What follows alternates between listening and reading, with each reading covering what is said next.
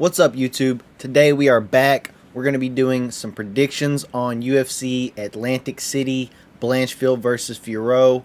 We're going to be talking about mostly the main card and maybe a couple prelims. Let's get on into it. I'm pretty excited about this one. And I do want to mention, if you guys have not, make sure to go check out my shorts. Just dropped the first heavy bag workout / video. We're going to be doing more stuff like that. Make sure to check it out. Just follow me on my journey. Let's go. Okay, so like I was saying, we got UFC Fight Night, Blanchfield versus Fiorot. This is not in the Apex, though. This is at Atlantic City in Jersey. Yeah. Let's go. So, let's see. I think we're going to do the first fight of the night. We're going to do Angel Pacheco versus Laughrin. And then we're going to do the featured prelim. And then we'll move on to the main card. We're not going to do all the prelims. Pretty much the same as last week. But let's talk about this a little bit. All right, we got Angel Pacheco. He's not 0-1. He's 7-2 as a pro fighter. This is his debut, actually, in the UFC. He did have that Contender Series fight where he did lose, but he looked okay, and he ended up getting a nod from Dana White to come back. So he's back here again. 5'8", 147, 70-inch reach. We got Laughrin, also coming off of a loss, 8-1 from Ireland. Okay, 5'6", 68-inch reach. Everybody is super high on Laughrin this week, and I think I'm leaning the same way. I like Angel Pacheco, but I feel like he's gonna be right there for Cowlin's game plan. You know, I think Laughrin does really good with guys who are in your face. You know, I think he'll do good in this fight. I'm leaning towards him too. I don't agree with the odds necessarily. They're like, I think he might be one of the highest favorites, minus 420. It's tough, but I do think he pulls this one off. I think it goes to the decision, though. I do think that this one could hit the decision. I think Pacheco's tough, but you never know. I'm going with Laughrin, KO or decision. Moving forward, we're going to skip most of these and hit Landwehr versus Emers. Let's go. I'm actually excited about this fight. This is going to be a good one. Nate Landwehr, 17-5, coming off of a loss, 5'9", 72-inch reach. We got Emers, 20-7, coming off of a win, 5'10", 74-inch reach. I think that this fight is a lot closer as well than they have the odds set. Nate Landwehr at plus 170, Emers at minus 205. I think Emers definitely I think he has the advantage here on the feet a little bit, but I think Nate has that power. I think Nate has the power here. But Nate's chin is, I don't know, man. I'm worried about Nate here. He likes to take punches, and I don't think that's smart against Jamal. Let's see. What's the over on this fight? Yeah, over 2.5 is minus 142. I really do feel like this goes the distance. I think that this is a war. Let's see. What is fight to start round 3? Fight to start round 3 is minus 205. I like that. I like that option right there. Because I do think this goes to round 3, and it could get finished in round 3. But I think it does make it that far. I'm going to go with that. I think Jamal, though, I think he's the overall decision. I'm leaning towards him a little bit. But moving forward to the main event, let's go. We got, all right, let's start with Chei Njokuani versus Reese McKee. Now, Chei, I was not expecting him to be fighting at welterweight. This blew my mind. This dude's huge. And he actually looked good on the scales. He looked pretty damn good. So I'm really leaning towards him. I bet he's a way bigger favorite now. Let's see. After people seeing him on the scales, I'm sure they're more. No, actually, he's still just a minus 148. You know, Chei's one of those guys where he's more of a first round type of guy. And a lot of people think that he is going to tire out in this one from the weight cut. And I don't, you know, I do see that path for Reese McKee. I can see that path, him wearing the storm of Chei and maybe tiring him out and getting something going in the later rounds. But I just feel like Chei's going to be too strong, too fast, too good here. I think Chei gets the KO probably in the first round, maybe even in the second round. But yeah, I'm leaning towards Chei by KO in this fight. Let's go, Chei. He needs to come back, man, because he has not looked too great in his last few fights. Let's see, what is his last 5 fights? Chei, bang, bang. Yeah, 3-fight skid. Pretty good guys, though. Gregory Rodriguez, Duraev, and Mikhail Olenizechek. All pretty good guys. But he did get finished by Gregory Rodriguez and Mikhail Olenizechek. And Reese McKee's last 3 wins have all been by KO in the later rounds over at Cage Warriors. I don't know. I'm still leaning towards Chei, though, but I feel like this fight to end in KO is probably chalky as fuck. Let's see. Yeah, minus 260, fight to end in KO. That's not too bad. I would pick that. Fight ends in KO. I think this one's going to cause violence. Moving forward, we got Bill Algeo versus Kyle Nelson.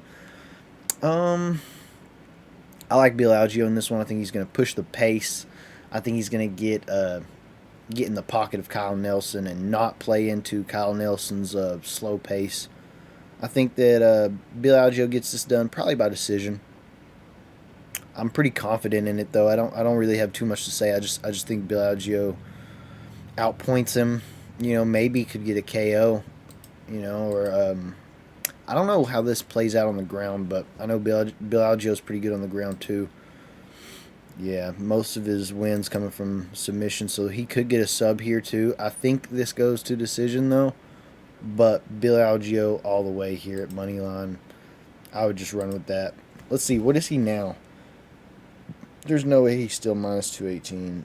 Okay, he's minus 260 now. Still not too bad. Moving on, Nursultan Ruzaboyev versus Cedriquis Dumas. A lot of people are leaning on Dumas this week, but I like Ruzaboyev. I like his grappling. He's shown that his hands aren't too bad either. He's big in this fight too. I think this would be the biggest opponent Cedriquis has fought. I'm not sure though. I can't say that for sure, but I think so. Nursultan's huge. Yeah, I'm picking Nursultan to win this one. Look at that record, man. The experience, man. I got to go with Nursultan in this one. But I am worried about the cardio in like the second, third round. This is the money line is pretty close. Oh, it was. Now it's minus 220 for Ruzaboyev. So, yeah, I'm leaning towards Ruzaboyev as well. I think he gets this done. To the co-main event, or no, this is not the co-main event. It should be. Well, I don't know if I don't know if it should be. Actually, it's probably good where it's at. But we got Chris Weidman, 15-7, coming off of a loss. That loss against Brad Tavares, where his leg was just getting ate up. The same leg that he got broken and was out for a few years. It's just, I don't know, man. I don't know what Chris Weidman's doing here, man. Bruno Silva doesn't really throw a lot of leg kicks, and I think Chris Weidman's going to try to wrestle. I honestly feel like this fight goes to decision. I feel like everybody does not believe that, but I think both of these guys are tough, and I think this either goes to decision or... What are the totals? Over 1.5 is minus 136. I'm going with that. Over 1.5 at minus 136. Yeah, Bruno Silva's shown that he's been trying to implement more of a wrestling game, kind of holding you a little bit more instead of just being a wild puncher. And Chris Weidman, I feel like coming off that loss against Tavares is also going to want to wrestle. So I can see this fight being really slow, just up against the fence, a lot of just bullshit. That's what I think. So yeah, over 1.5. Good spot here, and I'm leaning towards Silva. I think Silva gets it done. I do think it's close though. I think it's close. Moving forward, we got Vicente Luque versus Joaquin Buckley. I think Vicente Luque is going to try to wrestle. I think Vicente Luque is going to try to do what he did with RDA here against Buckley, and I think Buckley's probably been working on that. So I think Buckley's younger. He's a little hungrier in this spot. I don't like Buckley whenever he fights good competition, though. It just seems like he just always looks bad against good competition, but he just seems to shine against these lower level guys. But the odds are really close. Wow. Let's see. Vicente Luque is minus 116. Joaquin Buckley minus 102. Almost a pick 'em. This is a really tough one. I think Vicente Luque has a path to victory, but I think his path is pretty obvious, and I think Joaquin Buckley's gonna be able to work on those things, and I think Joaquin Buckley gets it done. Maybe by KO, probably decision, but maybe KO. Yep, that's what I'm leaning on. I think him at money line's not bad at that. Minus 106. Joaquin Buckley's looking pretty good there. Aaron Blanchfield versus Manon Fiorot. Let's go. Main event time. Okay. So both of these flyweights are great. These are great fighters here. I've been really stuck on this one. I think Manon Fiorot looked really bad during the weigh-ins, but during the ceremonial, I think she looked a little bit better. I think she's going to put on the weight good. I think Aaron's going to have a hard time getting in at first. I worry if Aaron's cardio is on point, she could maybe drain Fiorot out in those like 4th and 5th rounds. I just don't know. I think that this definitely goes over whatever it's saying. Let's see. Total over 4.5. Ah, man. What's fight? Let's see. What is fight to start round 3? Minus 320. Ugh. Fight to start round 4 is minus 186. I like that spot. Fight to start round 4 at minus 186 is pretty good.